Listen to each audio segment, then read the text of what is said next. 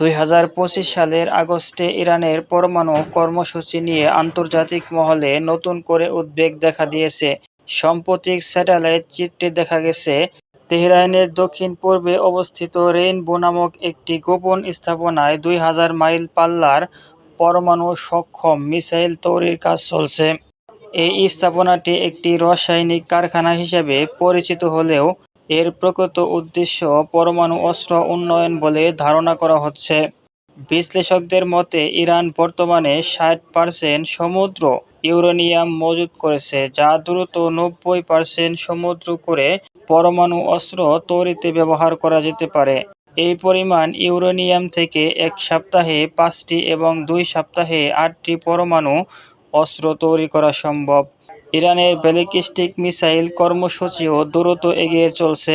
ফাত্তাহ-1 এবং খুররাম-শাহ-4 নামক মিসাইলগুলো 2000 কিলোমিটার পর্যন্ত পাল্লা সম্পন্ন এবং পরমাণু বহনে সক্ষম।